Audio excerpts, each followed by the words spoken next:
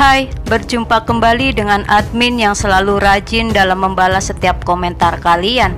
Kembali lagi dengan channel yang membahas tentang kisah hidup dan perjalanan karir Nika Ardila dan Poppy Mercury, dengan mengulasnya secara lugas, tegas, tuntas, dan sesuai dengan fakta yang disadur dari sumber terpercaya dan dari orang-orang terdekat Nika Ardila maupun Poppy Mercury. Kisah tentang Nika Ardila dan Poppy Mercury is back.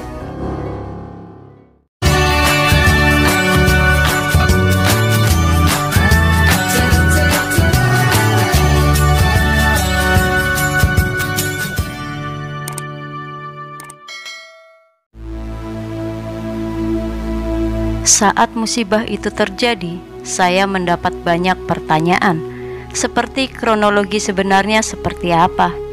Lalu saya ceritakan dari awal sampai akhir. Begini ceritanya. Pada Sabtu dini hari pukul 1, Nike baru selesai syuting sinetron Trauma Marissa.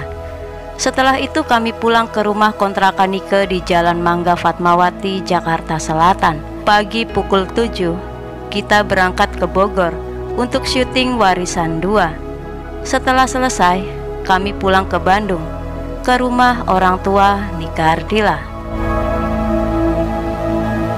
Malamnya sekitar pukul 11:30, kami pergi ke Hotel Jayakarta untuk menjemput Edi Bogel dan Ari Sihasale serta sahabat Nike yang lainnya.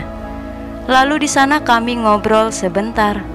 Terus sekitar pukul 12:30 pagi, kami pergi ke diskotik Polo. Setelah itu sekitar pukul 3 pagi, kami berempat, yang termasuk saya, Nike, Edi Bogel, dan Ari Sihasale bersiap untuk pulang. Tapi ternyata ban mobil Nike itu kempes.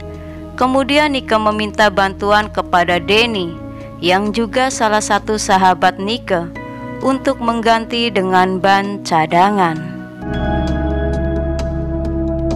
Sebelum pulang, kami berempat mampir untuk makan di restoran Kintamani. Dan di sana Nike bertemu dengan rombongan Denny serta kawan-kawan Nike lainnya. Kami selesai makan di restoran itu sekitar pukul 4 pagi. Lalu kami pergi ke Hotel Jayakarta. Di sana Nike bertemu dan ngobrol sebentar dengan Gugun Gondrong. Lalu sekitar pukul 5:30 pagi, kami pamit pulang. Setelah sebelumnya kami juga sudah mengantar Edi Bogel dan Ari Sihasale ke Hotel Jayakarta. Saat perjalanan pulang itu, saya melihat banyak sekali keanehan pada diri Nike. Tiba-tiba Nike bertanya kepada saya seperti ini, "Tun, kalau nanti saya tidak ngetop lagi dan tidak kaya lagi seperti saat ini, apakah kamu masih mau ikut dengan saya apa tidak?" Saya langsung menjawab pertanyaan dari Nike tersebut. "Saya tetap mau dong, Ke. Saya kan tidak melihat kamu dari segi begitunya." Kemudian sejenak Nike diam. Lalu Nike kembali bertanya lagi kepada saya. "Beneran, Tun?" Saat itu saya merasa heran, tapi saya tetap jawab, "Iya bener dong, Ke." Setelah itu tiba-tiba Nike memberhentikan laju mobilnya. Terus Nike bilang lagi kepada saya seperti ini, "Kamu turun saja deh, Tun, di sini. Kalau kamu memang tidak yakin, Nike bisa kok berangkat sendiri ke Bandung." Tapi saya bersikeras menjawab pertanyaan dari Nike itu. "Tidak ah, Atun mau ikut saja kemanapun Nike pergi." Lalu saya bilang kembali kepada Nike, "Sudahlah, Ke, jangan ngomong seperti itu."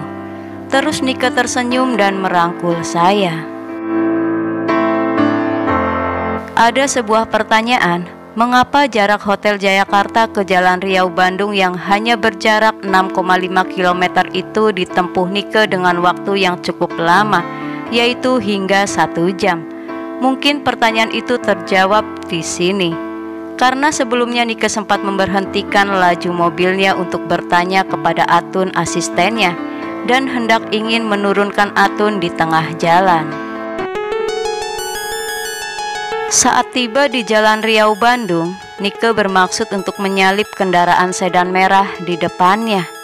Tapi sedan itu tidak memberi jalan kepada Nike, malah semakin tambah kencang lajunya. Saat itu Nike berpikir, karena melihat jalanan pagi itu masih sangat sepi, mobilnya akan mampu melewati mobil sedan depan itu. Tapi tidak disangka, dari arah berlawanan muncul sebuah mobil TAF yang keluar dari arah kiri. Saat itu juga Nike kaget dan langsung membelokkan setir mobil ke arah kiri. Tetapi Nike ngambilnya terlalu banyak. Lalu laju mobil tidak terkontrol. Mobilnya langsung muter ke arah kiri hingga akhirnya menghantam tong sampah. Saat itu saya teriak. Nike malah menengok dan tersenyum ke arah saya, seolah-olah Nike sedang berusaha untuk menenangkan saya. Setelah mobil menghantam tong sampah, Nike mungkin melihat kalau mobilnya akan menghantam pagar atau tembok dan mengarah ke tubuh saya.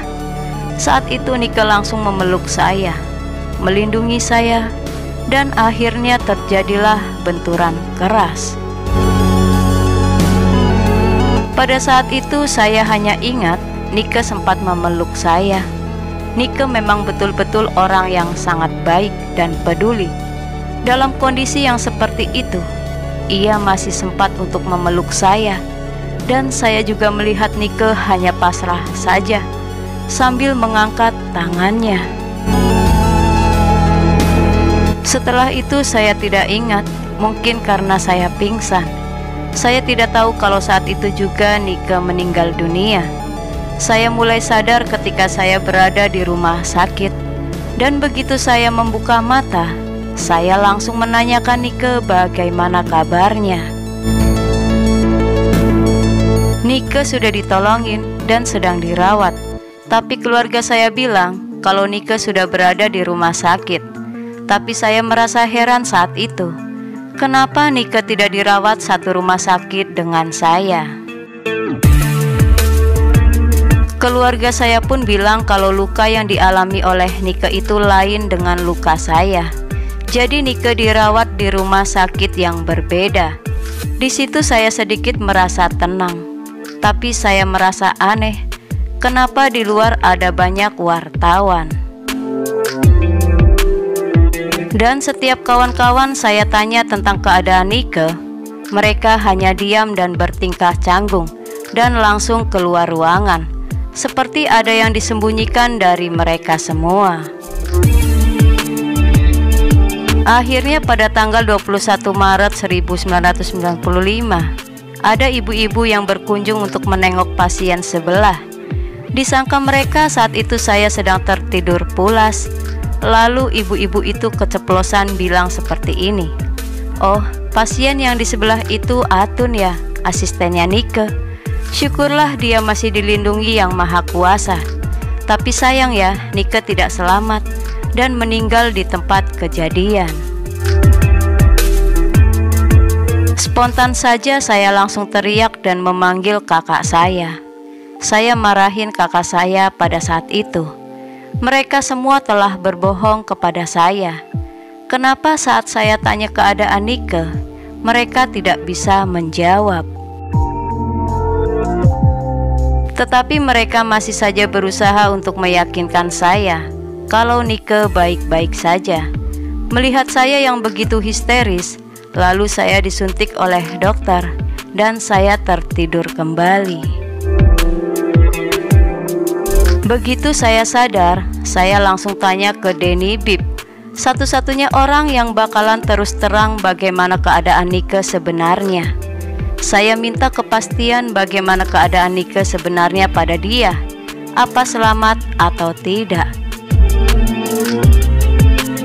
Lalu Denny pun menjawab pertanyaan saya itu. "Apa sih Tun? Orang Nike baik-baik saja kok dibilang sudah meninggal." Tapi saya menangkap keraguan dalam kata-katanya. Lagi pula ia hanya sebentar saja berada di samping saya. kemudian keluar ruangan. Tidak lama kemudian ada seorang pastor datang. Ia melakukan doa dan mengusap wajah saya. Kemudian ia berbisik ke telinga saya. Ia langsung bilang begini kepada saya, "Sebenarnya Nike sudah tidak ada." Saat itu badan saya merasa lemas seketika dan saya kembali histeris. Hari itu juga saya minta pulang. Saya bisa gila kalau lama-lama berada di sini tanpa kepastian kabar tentang Nike. Lalu malamnya saya datang ke rumah Nike. Saya sedih karena Nike, sahabat terbaik saya, telah pergi untuk selamanya. Di mata saya, Nike itu baik, cerewet, lucu, dan rame terus orangnya. Susah senang pun wajahnya selalu ceria dan selalu senyum. Sekarang serasa sepi rasanya. Sudah tidak ada lagi yang ngomelin saya, yang nyubitin saya, dan sudah tidak ada lagi suara teriakan memanggil nama saya. Saya sangat merasa kehilangan Nike. Nike, sahabatku, pergilah. Tenanglah engkau di sana. Saya akan selalu ingat dan mendoakan kamu. Saya sangat sayang sekali sama kamu, Ke. Kini saya sudah rela kamu pergi. Semoga kamu tenang di sisinya. Tentang kecelakaan yang terjadi di Minggu pagi itu, entah apa sebabnya, mobil yang dikendarai oleh Nika Dila bersama asistennya Atun tiba-tiba menyerempet pagar sebuah rumah di Jalan R.M. Marta Dinata, atau yang kita kenal sekarang dengan Jalan Riau, Bandung. Atun selamat, namun Nike tidak tertolong nyawanya.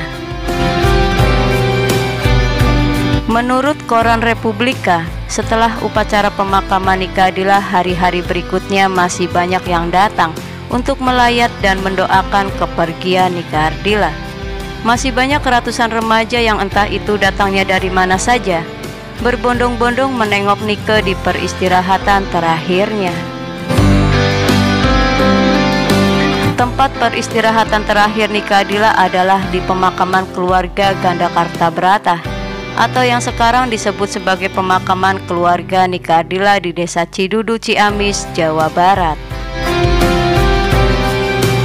Dari aneka ragam jumlah penggemar dan para sahabat yang telah mengantar kepergian Nike Ardila, serta yang datang belakangan, cukup membuat kita yakin bahwasannya Nike Ardila adalah orang yang baik semasa hidupnya. Jadi untuk apa lagi jika sampai detik ini kita masih mencari tahu dan berspekulasi mengenai apa penyebab sang bintang kehidupan itu mengalami kecelakaan hingga merenggut nyawanya? Apa manfaatnya untuk dia yang sudah pergi? Sementara masih terlalu banyak hal-hal yang baik yang sudah ia tinggalkan untuk kita semua. Al-Fatihah untuk idola kita almarhumah Nike Ardila. Semoga ulasan dari cerita Atun ini bisa menambah informasi dan selalu bermanfaat. Lebih banyak tahu lebih banyak. Terima kasih dan sampai jumpa kembali.